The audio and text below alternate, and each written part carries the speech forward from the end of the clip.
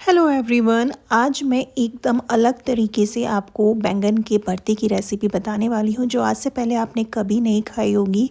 इसमें इतनी easy recipe है और इतनी मज़ेदार तरीके से ये बन के तैयार होती है। आप कोई भी गेस्ट घर में आए, आप इसे कभी भी बना करके खा सकते हैं। बहुत ही टेस्टी रेसिपी होती है। तो देखते हैं क्या क्या हमें चाहिए। हमने लिए बैंगन, गार्लिक और एक मीडियम साइज़ का प्याज लिया है, 2 टमाटर लिए हैं और एक लिए है ग्रीन चिली। आप ग्रीन चिली एक से ज़्यादा भी ले सकते हैं। अब हमें देखना है कि इसकी हमें कटिंग किस तरीके से करनी है, क्योंकि ये बहुत इंपॉर्टेंट पॉइंट है बैंगन के भरते का। तो हमें सभी को, बैंगन को और बाकी वेजीज़ को, बस इसी तरीके से दो दो पार्ट में डिवाइड कर देना है काट के। इसके अलावा हमें कोई और चॉपिंग करने की बिल्कुल भी नीड नहीं है। और ये बैंगन का भरता इतना टेस्टी बन के तैयार होगा, जो बैंगन नहीं खाता है वो भी आपसे डिमांड करेगा कि इसे बना के खिलाइए। उसके बाद मैंने यहाँ पर एक लोहे का तवा लिया है और उसको अच्छे से हीट कर लिया है। उसके बाद उसमें मैंने मस्टर्ड ऑयल ऐड किया है। मेक श्योर कि आप इसे मस्टर्ड ऑयल में ही बनाएं, क्योंकि इसमें इसका टेस्ट बहुत अच्छे से आता है। तो हम इस मस्टर्ड ऑयल को पूरे तवे के ऊपर अच्छे से फैला देंगे और फैलाने के बाद उसको बहुत अच्छे से हीट होने के लिए हम इसको छोड़ देंगे। तो जैसे ही हमारा मस्टर्ड ऑयल हीट हो जाएगा, तो जो वेजीज़ हमने कट करके रखी है उन सभी को हम 1 बाय 1 करके इस तरीके से तवे पर रखते जाएंगे। अब यहाँ मैंने अपनी फ्लेम को लो रखा है, क्योंकि मैं सारी वेजीज़ को इसके ऊपर रख रही हूँ। और इसी तरीके से आप 1 बाय 1 करके सारी वेजीज़ को तवे के ऊपर रख देंगे। इस बैंगन के भरते में इतना अच्छा स्मोकी फ्लेवर आता है, जो नॉर्मली आप बैंगन को भूनकर बनाएंगे उससे भी टेस्टी स्मोकी फ्लेवर इसके अंदर आएगा। और धीरे धीरे करके हम सभी को उलट पलट करके सेक लेंगे। और आप देख सकते हैं कि प्याज अच्छे से भुन गई है, मेरे गार्लिक अच्छे से भुन गए हैं। और गार्लिक का साइज़ बहुत छोटा होता है, तो इसलिए सबसे पहले गार्लिक भुन जाते हैं। तो हम सबसे पहले गार्लिक को निकाल करके एक अलग बर्तन में रख लेंगे। उसके बाद बाकी वेजीज़ को हम भूनने लगेंगे। हमारी मिर्च भी भुन चुकी है, हमने उसको भी निकाल लिया है।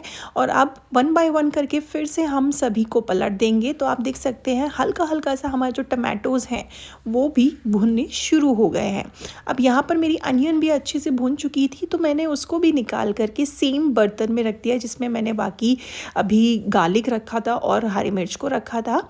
दोनों प्याज को मैंने निकाल करके रख दिया है। अब इसी मेथड से मैं सभी को भून लूँगी। अब मैंने यहाँ पर बैंगन को भी पलट दिया है और आप देख सकते हैं एक साइड से बहुत ही अच्छे से ये भुन करके तैयार हो गए हैं। और आप देख सकते हैं कि मेरे जो टमाटोज़ हैं वो भी ऑलमोस्ट भुन करके रेडी हो चुके हैं।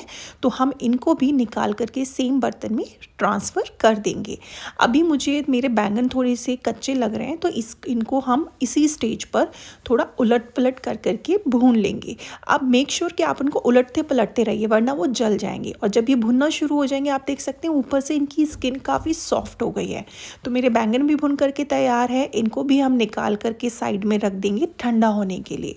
क्योंकि मैंने 2 बैंगन कट किए थे, तो दूसरे बैंगन को भी मैंने इसी तरीके से भून लिया है।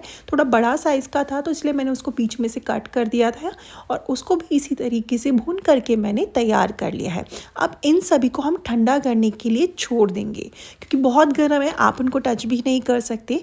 अब देखिए यहाँ पर मेरी सारी वेजीज़ अच्छे से ठंडी हो चुकी है। तो इस तरीके से हम इनका छिलका निकाल देंगे। ये टोटली ऑप्शनल है, आप चाहो तो निकालो, आप चाहो तो नहीं निकालो। लेकिन अगर आप निकाल लोगे ना तो अच्छा रहेगा, वो बीच बीच में आपको टमाटर के छिलके परेशान नहीं करेंगे। तो सभी के छिलके निकाल करके हमने तैयार कर लिए हैं। अब इस तरीके से हमें एक चॉपर लेना है जिसका यूज़ हम करेंगे। आप चाहो तो इसे किसी ग्लास की हेल्प से भी मैश कर सकते हो। सारी सब्ज़ी को मैं यहाँ चॉपर में डाल रही हूँ और चॉपर के थ्रू उसको अच्छे से मैं मैश कर दूँगी। ये टोटली ऑप्शनल है। आप एक ग्लास लो और उससे आप मैश करोगे ना, तो बैंगन और बाकी चीज़ें बहुत ही आराम से मैश हो जाएंगी। ये हल्का सा गर्म था, इसीलिए मैंने इसे चॉपर में डाल के इस तरीके से कर लिया। तो आप देख सकते हो अच्छे से ये मैश होकर के तैयार हो गया है। और इसी तरीके से मैंने बाकी सारे बचे हुए बैंगन और बाकी सबको मैश करके तैयार कर लिया है। तो चलिए, हमारा बैंगन तो मैश हो चुका है। अब आगे की प्रिपरेशन हम शुरू करते हैं। तो यहाँ मैंने एक कढ़ाई ली है और उसमें मैंने फिर से मस्टर्ड ऑयल लिया। मस्टर्ड ऑयल मैंने लिया 4 से 5 चम्मच।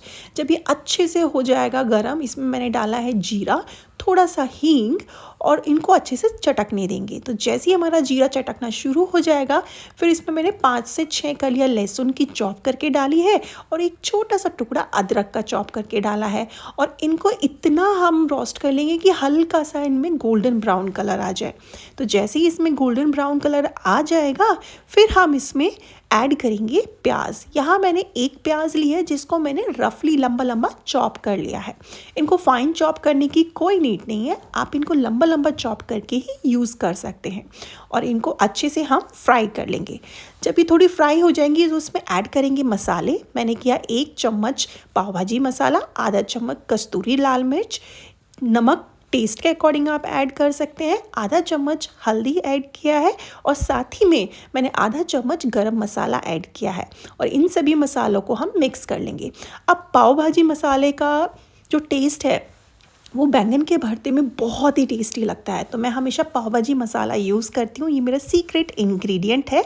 जब सारे मसाले अच्छे से भुन जाएंगे तो मैंने उसमें ऐड कर दिया है जो हमने मैश किया था बैंगन को और बाकी सभी वेजीज़ को, और इनको अच्छे से हम मसाले के साथ मिक्स कर देंगे।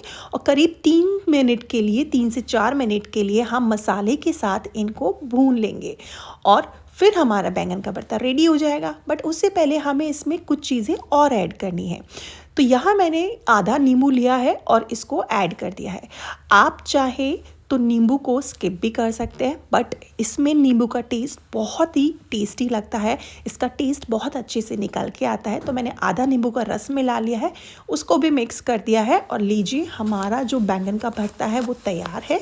गार्निश किया है ऊपर से धनिया पत्ती के साथ में और बहुत ही टेस्टी स्मोकी फ्लेवर निकल के आया है इस बैंगन के भरते में।